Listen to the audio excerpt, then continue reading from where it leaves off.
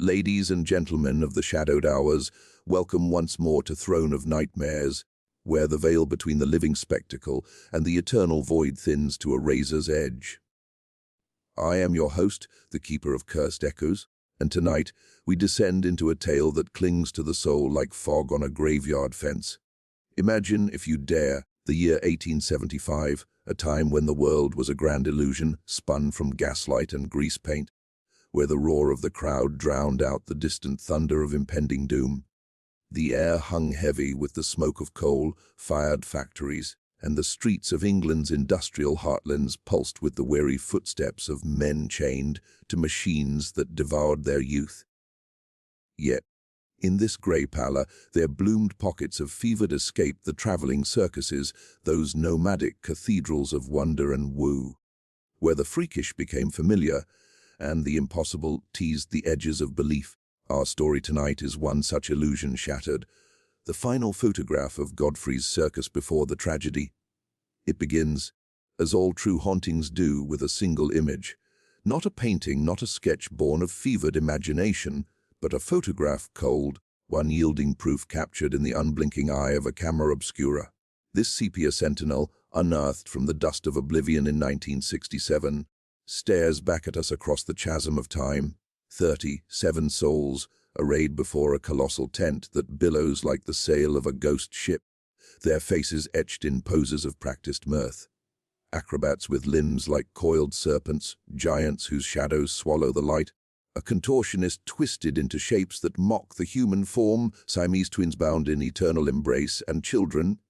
Oh, those wide-eyed children, whose smiles are too uniform, too rehearsed, as if trained from the cradle to perform for the gaping maw of the world. Look closer, listener. Feel the chill of that afternoon air, September's breath turning sharp as a blade. The field where they stand, leased on the ragged outskirts of some nameless mill town, Wigan, perhaps, or Warrington. The records blur like ink in rain, is hemmed by skeletal factories belching plumes of soot into a sky the color of bruised plums. The tent behind them rears up, a behemoth of oiled canvas stretched taut over a 15-meter oak mast, guyed by steel cables that gleam dully in the waning sun.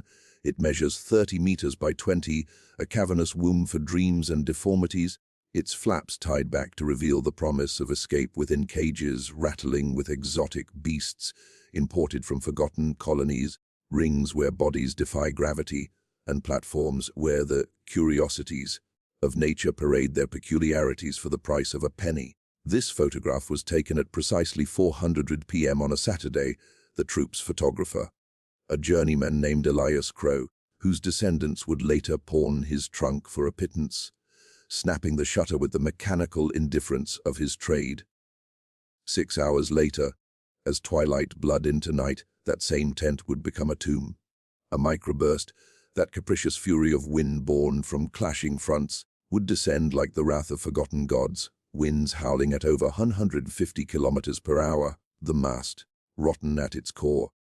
A secret betrayal of wooden time would splinter with a crack that echoed like the breaking of spines. Cables would whip like vipers, canvas would collapse in a suffocating shroud, and 317 levs, performers and patrons alike, would be snuffed out in an instant of apocalyptic chaos. No survivors among the living heart of the show, only echoes, and this photograph, the last gasp of joy before the silence. But why does this image haunt us still? Why, in the flicker of your screen or the hush of your headphones, does it stir the primal itch at the base of your skull? It is because it captures not merely faces, but fates. Each figure in that frame is a cipher for the human hunger for wonder, a mirror to our own fragility. Silas Godfrey, the ringmaster whose eyes in the photo burn with the zeal of a man who has tamed lions and men alike, stands at the center, his top hat tilted like a crown of thorns. To his left, the Polish siblings, 6 acrobats whose bodies are instruments of peril.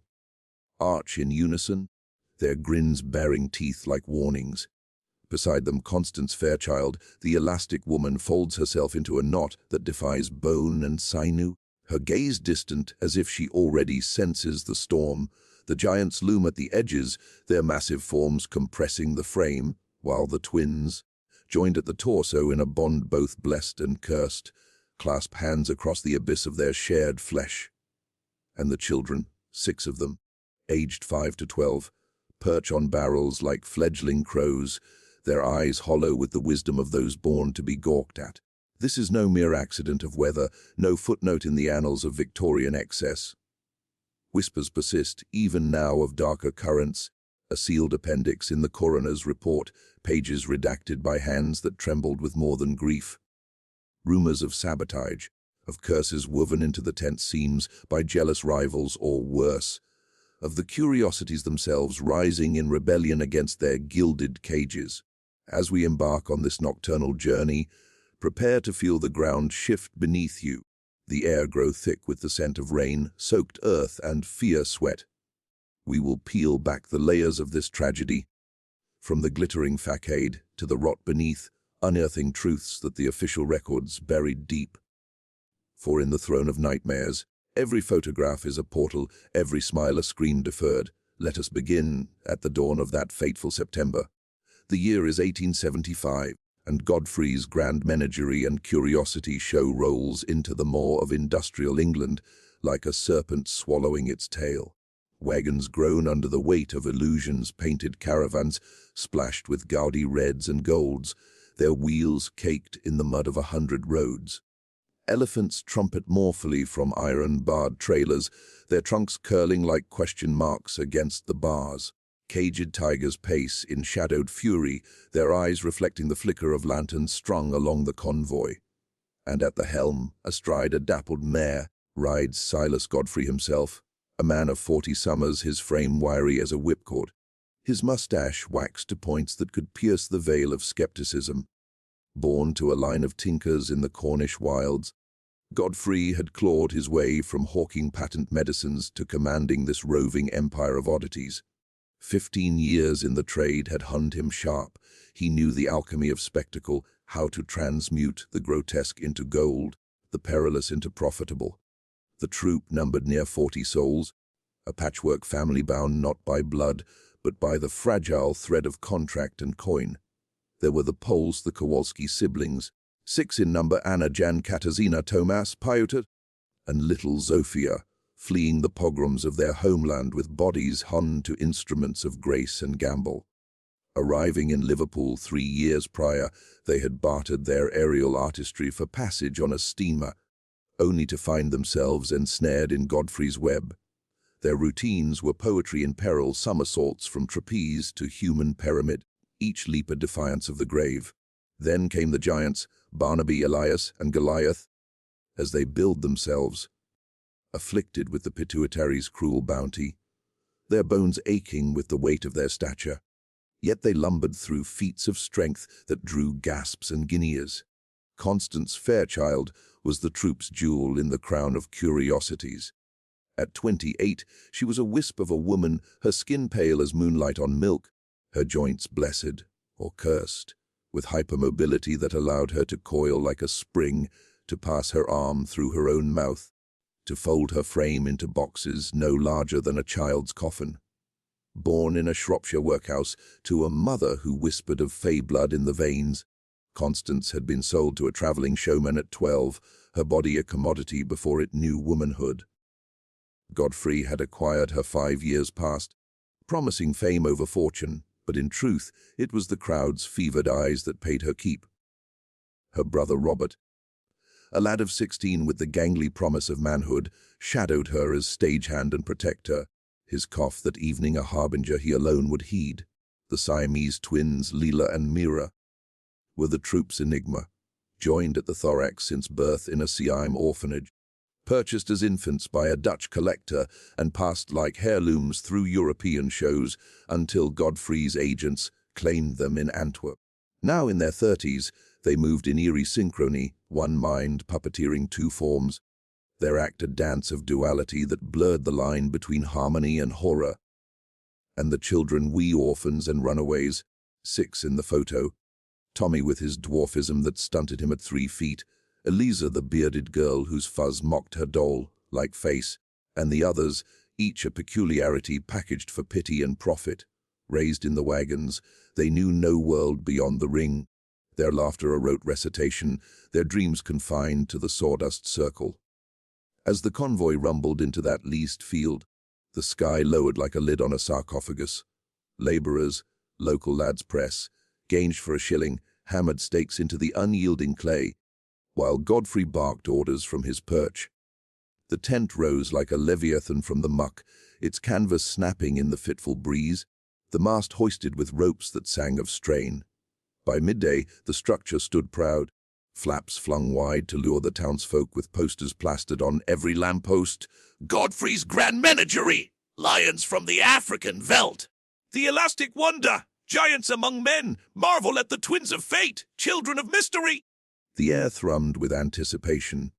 The scent of popcorn laced with opium for the bold, the distant Colliope wheezing a tune that twisted green sleeves into something sinister. It was then, at 4 o'clock, that Elias Crow unlimbered his tripod and bellowed for the troop to assemble. They emerged from their wagons like spectres from barrows, the Kowalskis in leotards of crimson silk, their hair braided with ribbons of warning, the giants in tunics that strained at the seams, their boots sinking into the earth like anchors, Constance draped in a gown of gauze that whispered against her impossible folds, the twins in mirrored saris, their joined hands a knot of flesh and fate, the children in miniature costumes, feathers and sequins adorning their anomalies.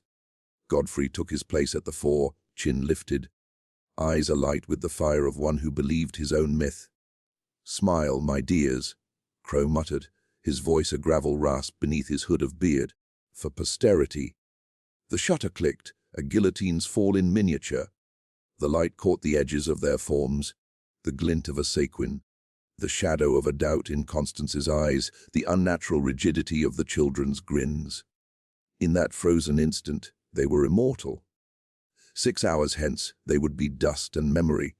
But as the sun dipped, painting the tent in hues of blood and amber, the first rumbles stirred. Distant thunder, or the growl of the earth itself. The townsfolk trickled in as dusk fell, their faces gaunt from mill shifts, pockets light but hearts heavy with hunger for the marvelous. Families with babes at breast, workers with calloused hands clutching tickets bought on credit, the bourgeoisie in their finery seeking slumming thrills. The tent filled to its 300 souls, the air thick with the musk of unwashed bodies and beastly cages. Godfrey strode the ring, his voice a thunder of its own ladies and gentlemen. "Welcome to Godfrey's Grand Menagerie and Curiosity Show, where the impossible becomes your reality." The show commenced at 8, a whirlwind of wonder laced with peril. The Kowalskis soared, their bodies tracing arcs against the lantern-lit dome. The crowd's applause a roar that shook the canvas. Giants hefted cannonballs as if they were pebbles, their grunts echoing like avalanches. Constance contorted, her form vanishing into a valise from which she emerged laughing, though her eyes held no mirth. The twins pirouetted, their duality a mesmerizing mockery of oneness. The children scampered through hoops, their peculiarities paraded as punchlines. Midway, Godfrey paused for intermission, the Colliope's wail cutting through the chatter. Outside, the wind whispered secrets, tugging at guy lines like insistent fingers, and so the tale uncoils like the smoke from a dying fire, taking us back to the genesis of Godfrey's empire, a threadbare dream stitched from the rags of desperation. It was the spring of 1860 when Silas Godfrey, then a mere lad of 25, first tasted the bitter, sweet nectar of the circus life. Cornwall, his birthplace, was a land of jagged cliffs and keening winds, where tin mines gaped like wounds in the earth, swallowing men whole. Young Silas, son of a tinker who peddled elixirs that promised to cure the uncurable, had learned early the art of illusion. A drop of laudanum in the vial to dull the pain, a flourish of the hand to sell the miracle.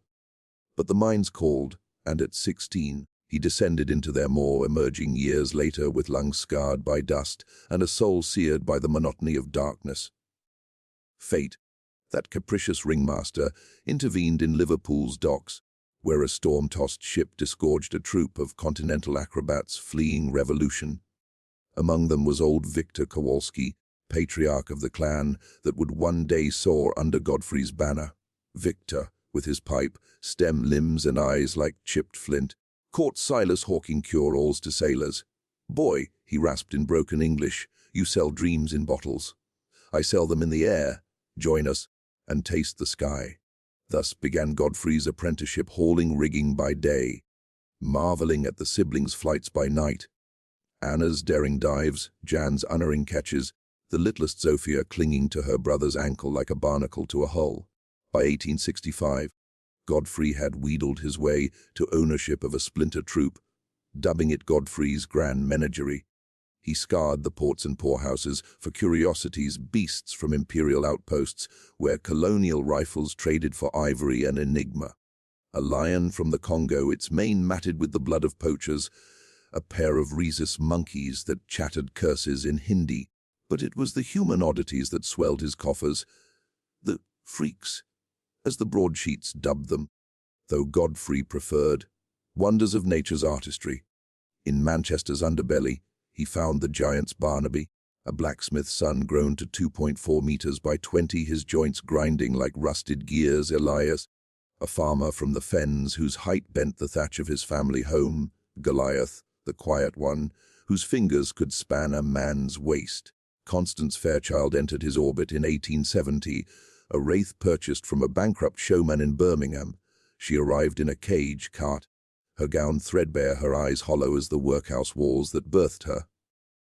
"I bend but do not break, sir," she murmured at her audition, folding her spine into a loop that elicited gasps from the roustabouts. Godfrey saw gold in her grace, a counterpoint to the brutes and beasts. Her brother Robert tagged along, a scrawny shadow of 12, coughing phlegm the color of rust, a legacy of the slums. "He's useful," Constance insisted, and Godfrey relented, employing the boy as goffer and guardian. The twins Leela and Mira were his crowning acquisition, bartered from a Belgian collector in 1872. Shipped across the channel in a velvet-lined crate, they emerged blinking into the gaslight of Ostend, their conjoined form a seamless sculpture of sorrow and strength. Joined at the chest, sharing a lattice of ribs and a whisper of thoughts, they spoke in tandem, their voices weaving like smoke. "We are one soul in two skins," Leela would say, while Mira's lips echoed the words a beat behind. Godfrey billed them as the twins of fate, their acte pas de dix that blurred the boundary between love and imprisonment. The children came last, gathered like windfalls from the gutters of London and Leeds. Tommy, the dwarf, with limbs that ended in cherub hands, Eliza, whose chin sprouted silk-soft bristles at 9, Silas the pinhead, his skull tapered like a thimble, and the others, 3 more waifs whose deformities defied naming, each trained to tumble and trill for the delight of the dull. Godfrey's philosophy was simple. The world craves the crook to straighten its own spine. He fed them on scraps and spectacle, their educations limited to the lore of the limelight. By 1875, the show had swollen to its zenith, a serpent of 30 wagons snaking through the Midlands. That September, they veered north, chasing the coal-blackened crowds of Lancashire. The lees on the field came cheap, a fallow plot abutting the Leeds, Liverpool Canal, its soil sour with runoff from the pits. As the wagons circled like Conestoga pioneers, the troops spilled forth roustabouts cursing in Gaelic, seamstresses mending spangles by needles flicker, the beasts stamping unease in their pens. The air hummed with the tang of liniment and lion musk, undercut by the canal's stagnant reek. Godfrey dismounted with a flourish, his boots sinking into the mire. "Wreck the big top, lads! Let the heavens envy our dome!" The mast, that fateful oak felled from Sherwood's remnants, was winched skyward by pulleys and prayer, its bark scarred from seasons of storm. Cables sang as they were tensioned, stakes driven deep with mallets that thudded like heartbeats. By noon, the tent loomed, its apex kissing the clouds, flaps pinned back to flaunt the interior rings of sawdust sanctity, cages draped in burlap mystery, the Colliope enthroned like a brass oracle. Lunch was hasty, stew of dubious provenance ladled from cauldrons, bread hard as ship's biscuit. The Kowalskis rehearsed in the shadow of the pole, their flips defying the drag of fatigue, Zofia's laughter a silver bell amid the grunts. Constance practiced in solitude, her body folding into geometries that mocked Euclid. Robert at her side with a towel and tonic. The giant's arm wrestled for amusement, their table groaning under elbows like battering rams. The twins meditated in their caravan, incense curling like genie's breath, while the children chased hoops across the grass, their giggles laced with the echo of commands.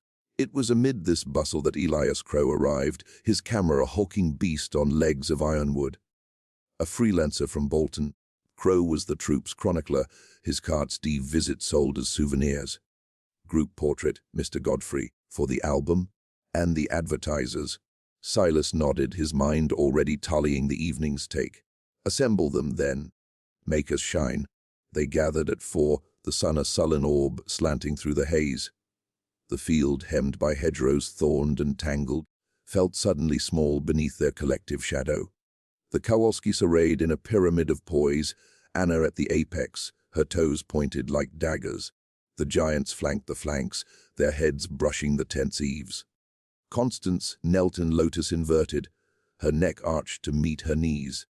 The twins stood central, hands interlocked across their bridge of bone, their saris rippling like water on ink. The children perched on upturned crates, feathers in their hair molting in the breeze. Tommy cross-legged, Eliza prim as a parson's daughter, Silas tilting like a top about to spin. Godfrey took the 4 arms akimbo, his coat tails flaring like raven wings. "Chin up, my marvels, eyes to eternity!" Crow ducked beneath his cloth, the magnesium flare primed. A hush fell, broken only by the distant hoot of a mill whistle and the rustle of leaves in rising wind. Click! The moment seized joy ossified, innocence armored against the night. As Crow packed his gear, murmuring of emulsions and exposures, the troop dispersed to dun their finery. Wagons became dressing rooms, mirrors fogged with powder and perspiration. The Colliope tuned its wheezing hymn, posters peeled from walls to line the pockets of barkers. Townsfolk began to gather at the gates, mill girls in shawls of wool, pitmen with caps low over brows, matrons clutching parasols against the gloaming. Tickets exchanged, hands threepence for the pit, a shilling for the ringside thrill. Inside the tent, the air thickened with anticipation, lanterns swaying from the dome like pendulums counting down to doom. The rings were raked smooth, sawdust scented with cloves to mask the undercurrent of urine and fear. Cages rattled as beasts sensed the storm's approach, their growls harmonizing with the wind's whine. Godfrey, in his ringmaster's regalia, crimson coat embroidered with gold, boots polished to mirrors, paced the central ring, script in hand. "Tonight, we give them oblivion," he confided to Robert, who nodded, suppressing a cough that tasted of iron. The bell tolled 8, and the flaps swept shut, sealing 300 souls in velvet darkness. Godfrey strode forth, footlights catching the gleam of his teeth. "Ladies and gentlemen, prepare to be astonished, amazed, and utterly undone. Behold Godfrey's grand menagerie and curiosity show." Applause crashed like waves on breakwater, drowning the first patter of rain on canvas.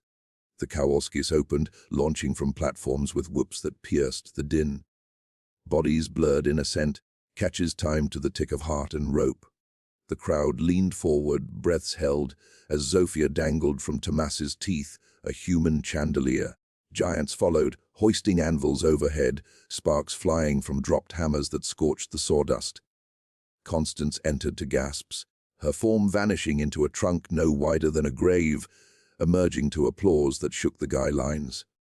Intermission brought respite, vendors hawking peanuts and prophecies, the air electric with chatter.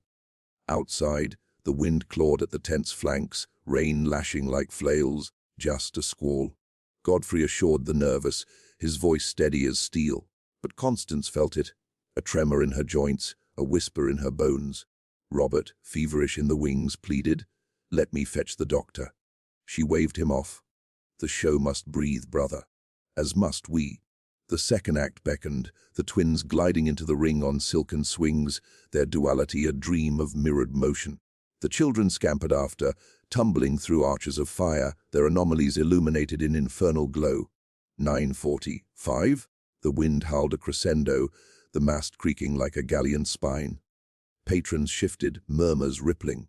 Godfrey signaled the finale, the grand illusion where all would converge in chaos choreographed. 10:03. The world ended in splinter and scream. The finale ignited like Greek fire, the ring a maelstrom of motion and myth. Godfrey cracked his whip, the lash curling smoke as the troupe converged Kowalski's on trapeze, giants forming a human tower. Constance weaving through their legs like smoke, the twins balancing atop, children clambering like ivy on ruin. The crowd surged to its feet, 300 voices a thunderous tide, drowning the storm's snarl. Lanterns swung wild, casting shadows that danced like demons on the dome. Beasts in their cages roared approbation or alarm, the air a soup of sweat, sawdust and storm scent seeping through seams. But the wind, that unseen saboteur, had other designs. Meteorological ghosts would later name it a microburst, a downdraft born of clashing skies, funneling fury from the pennines. It struck at 9:50, a prelude of gusts that tugged flaps like eager hands, rattled stakes in their sockets. Patrons laughed it off as ambience, the tense sway a thrill akin to the acts within. Godfrey pressed on, his narration a bulwark against unease. Witness the pinnacle of peril, the apex of awe! The Kowalskis peaked in a mid-air tableau, bodies interlocked in defiance of descent. Zophia's former starburst at the zenith. 10:01 the creak began, subtle as a lover's sigh, emanating from the mast's heart. Oak, ancient and arrogant, harbored rot from a season's neglect. Water trapped in its core during last winter's floods, fungi feasting unseen. The central pole, that spine of the spectacle, bowed imperceptibly, cables humming protest. A child in the front row pointed, giggling at the wobbly tower. But her mother shushed her, eyes on the twins' twirl. 10:02 the groan escalated, wood fibers parting with a sound like tearing flesh. Godfrey faltered mid-sentence, his whip limp in hand. Constance, mid-fold, froze, her hypermobile frame attuned to vibrations the rigid missed. Silas. She mouthed, but the word drowned in applause. The giants teetered, their pyramid pitching, Barnaby's bellow lost in the gale.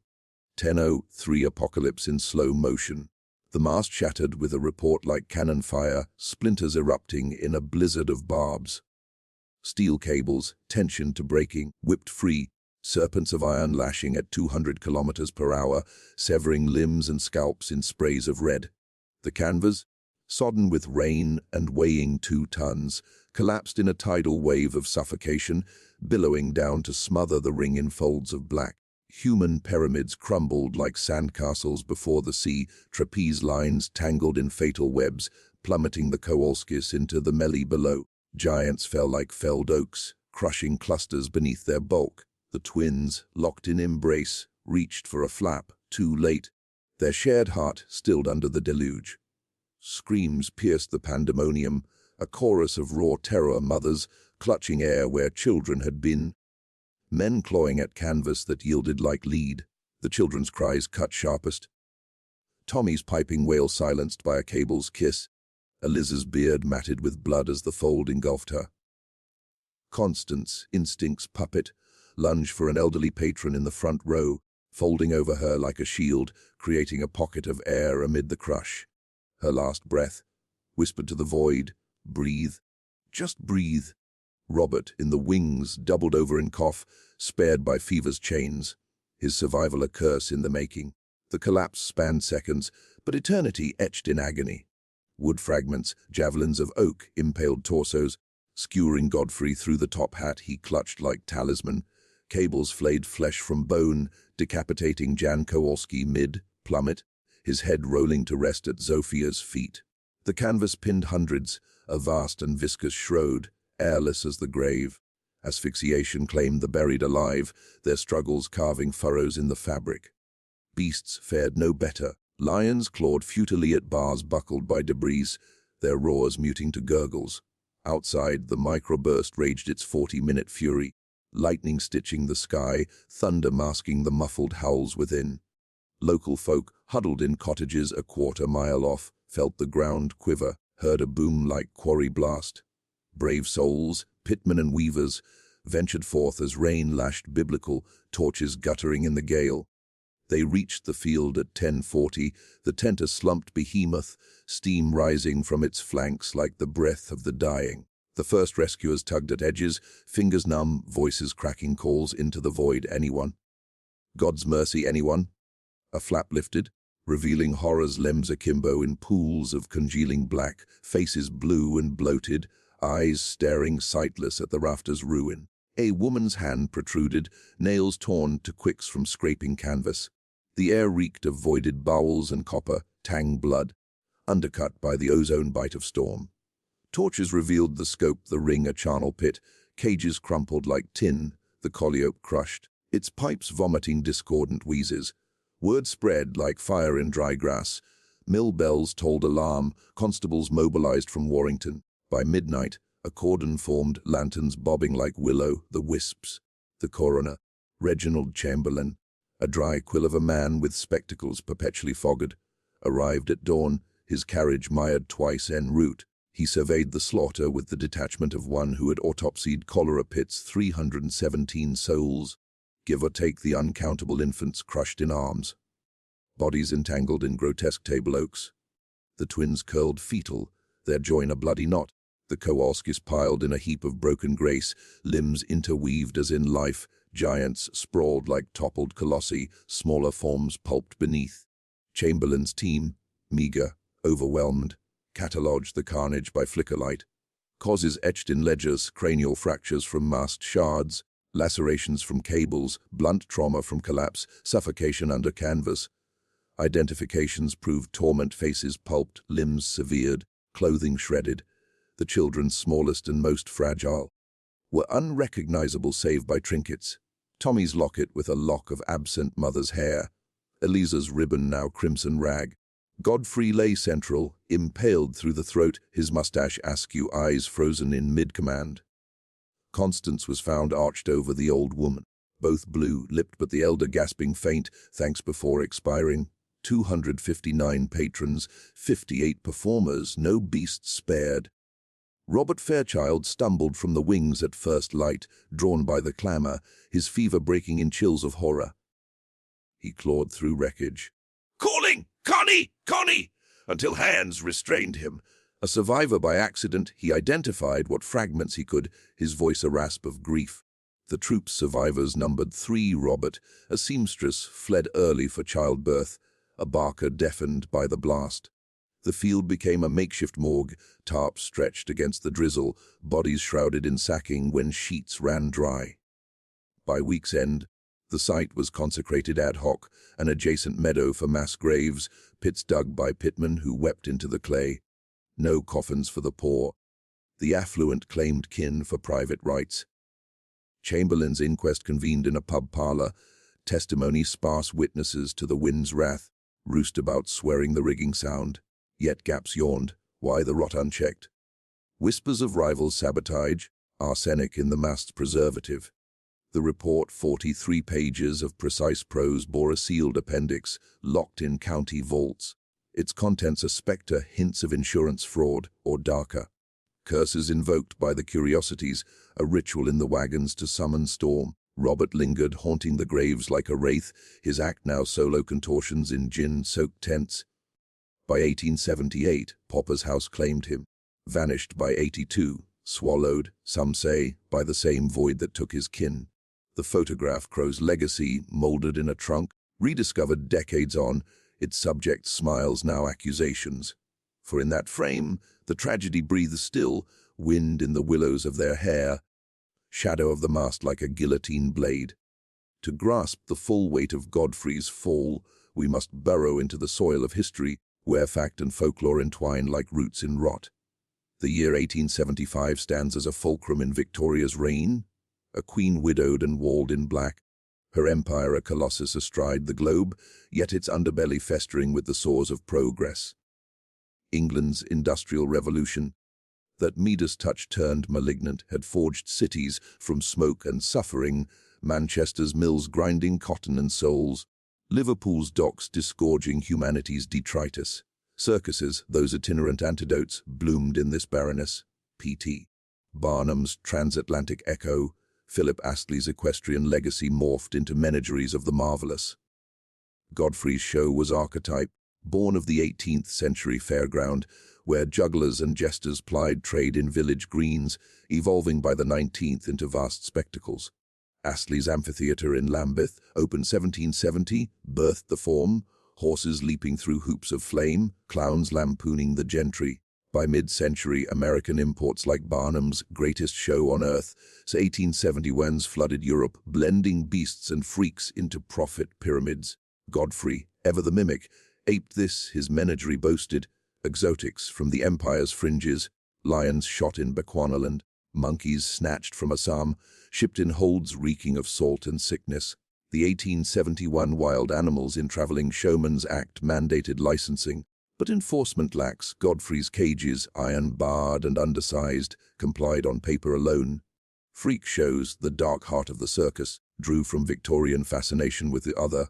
Darwin's origin, 1859, had cracked the cosmic egg, birthing eugenic shadow. Phrenology parlors measuring skulls for degeneracy. Exhibitions parading albinos and conjoinders, missing links.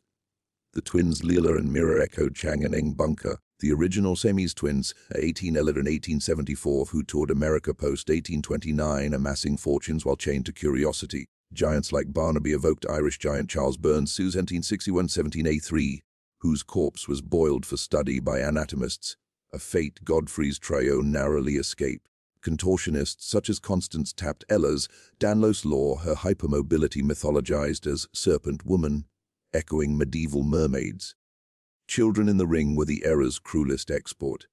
The 1870 Education Act promised schooling, but for orphans and indigents, it was illusion. Workhouses funneled them to shows where Prodigy, Bill's masked exploitation, Eliza's Bearded Lass evoked the 1840s bearded lady Julia Pastrana, toured posthumously in embalmed horror. The Polish acrobats fled 1863's January uprising, their flight mirroring thousands. Jews and Poles washing up in Limehouse, bartering skills for survival. Godfrey's acquisition of them echoed the era's human trafficking, masked as patronage. Weather, that indifferent reaper, framed the tragedy. Microbursts, then unnamed, ravaged the Lancashire moors. The 1875 season saw floods drown Preston, winds topple steeples in Bolton. The tent's design, guyed by Brunel-inspired cables, mast from sustainable oak, reflected post-1866 reforms after the Cremorne Pleasure Gardens collapse killed 8. Yet rot betrayed, preservative neglect, common in cash, strapped shows, turned strength to frailty. The inquest's sealed appendix hints at suppression. Victorian decorum aboard public panic. Tragedies like the 1845 Theatre Royal fires, 180 dead, were hushed to protect trade. Chamberlain's reticence mirrors this. His report, archived in Preston Assizes, omits witness claims of unnatural lights in the clouds. Folklore's aurora borealis twisted to omen. Legends cluster like moths to the flame. Cornish whispers of Godfrey's tinker kin invoking piskies, mischief sprites, to curse rivals. Circus lore abounds with hauntings, the Flying Dutchman of the fairground, a spectral troupe reliving falls. Post-tragedy, Wigan folk shunned the field, dubbing it Tent Hollow, where winds howl phantom applause. Mass graves, unmarked save a weathered stone, to the lost of Godfrey's 1875. Sprout Nightshade, said to bloom blood red on anniversaries. Robert Fairchild's vanishing fuels tales, did he join the ghosts or flee to America's wilder shows, dying in Barnum's shadow? This context unearths the eerie authenticity. Godfrey's not anomaly, but emblem of an age devouring its dreamers. Fact bleeds into fable. The photograph, a carte de visite turned relic, echoes spirit photography's rise, where the dead imprint on emulsion. In 1967's unearthing, amid swinging London's psychedelia, it surfaced as talisman Crow's descendants, pawning heirlooms, unwittingly loosed a spectre. Historians like Dr. Eliza Thorne-Ez in her 1982 monograph Sawdust and Sorrow posit it as frozen requiem, its smiles subverted by hindsight's horror. Thus, the cultural loam nourishes our nightmare, a tapestry of progress's perils, where wonder warps to warning, and the big top's billow hides the grave's yawn. Beneath the sepia skin of this tragedy lies a labyrinth of symbols, a psychological palimpsest where universal fears fester. The photograph itself is the tale's dark heart, a frozen tableau, alchemical transmutation of light to lie. In Victorian semiotics, it embodied positivism's promised truth captured, time tamed. Yet here, it inverts to memento mori, its subjects poses a dance macabre deferred. Each figure encodes archetype Godfrey the hubristic Prospero, his ringmaster's whip a scepter snapped by storm, the Kowalski's Icarus unbound, wings of flesh melting in ascent, Constance the protein self, her folds a metaphor for identity's fluidity crushed in rigidity's embrace. Thematically, Godfrey's Circus excavates the spectacle's double edge, entertainment as exorcism, freakery as mirror to the mundane.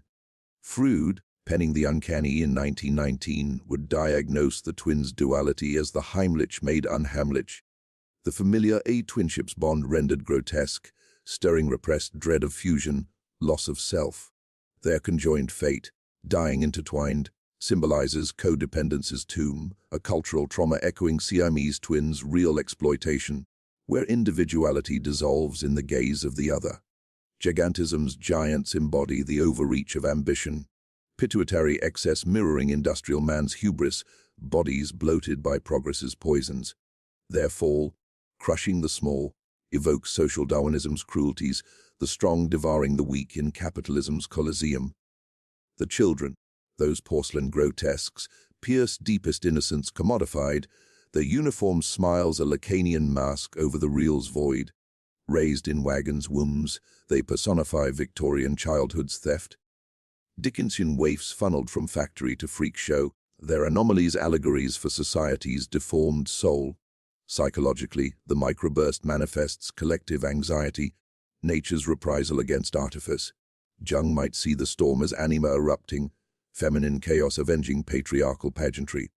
The tent, phallic mast erect in defiance, succumbs to wind's womb like whirl, a castration of the carnivalesque. Suppression in Chamberlain's report reflects Froude's return of the repressed.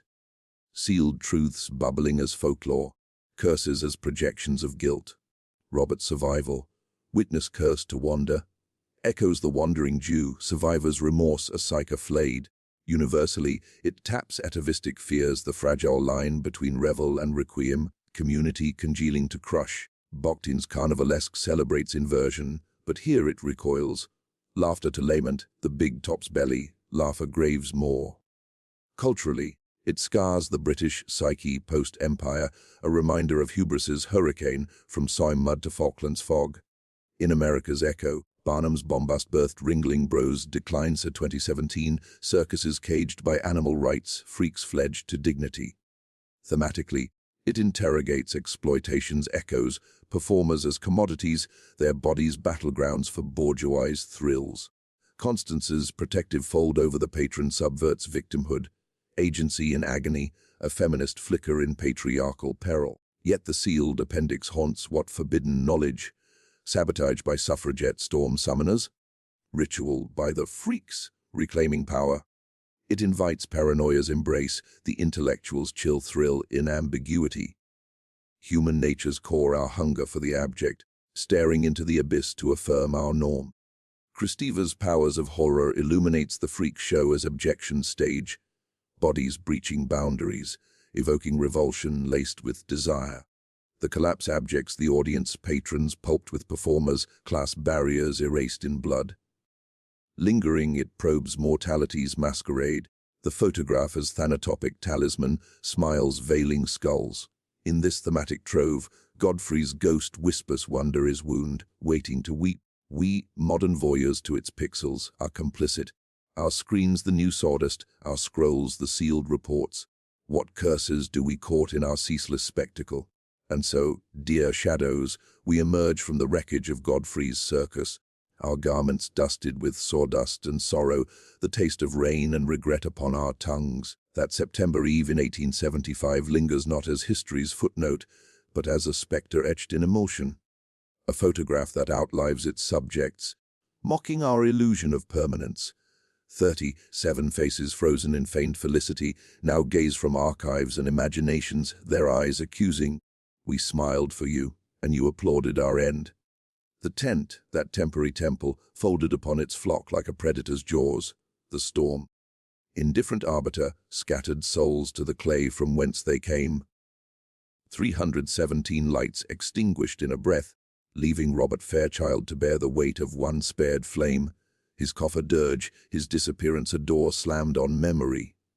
Reflect, if your nerves allow, on the echoes that refuse erasure, the mass graves in that cursed hollow, overgrown with nettles that sting like accusations, where night winds weave whispers of unfinished acts, a Kowalski's somersault suspended, Constance's fold forever half complete. Chamberlain's sealed appendix, gathering dust in vaulted obscurity, tempts the bold with its buried barbs. Fraud, full play, or the unthinkable, a pact with the peculiar, the curiosities conjuring cataclysm to claim their freedom. Robert, last thread of the tapestry, frayed into oblivion by 1882, did he seek the sea, shipping to colonies where new shows swallowed old sins? Or did the ghosts gather him, a final contortion into the void? This tale, unearthed from time's tumulus, binds us in its chill embrace. It is the universal requiem for revels run amok, the wedding feast crashed by plague, the theatre alight with laughter turned to screams. In our era of virtual spectacles, screens devouring souls as surely as storms, we glimpse Godfrey's shadow in every binge, every viral voyeurism. The children's hollow grins remind us of innocence auctioned, the giant's crush of the mighty's fall, the twins' knot of connections curse. What photographs do we pose for listener? What tents do we erect against the gathering gale? As the phonograph winds down, its needles scraping silence, let this lingle stare into that final image tonight, alone in the witching hour. See not joy, but the jaw of the grave agape beneath. Hear not applause, but the mast's moan, the canvas's sigh. For in the throne of nightmares, every curtain call is a call to the crypt, and the encore is eternal. Sleep lightly, if at all. The circus comes for us all. Until next we convene in the dark, I remain your keeper of cursed echoes. Good night, or whatever passes for it in the small hours.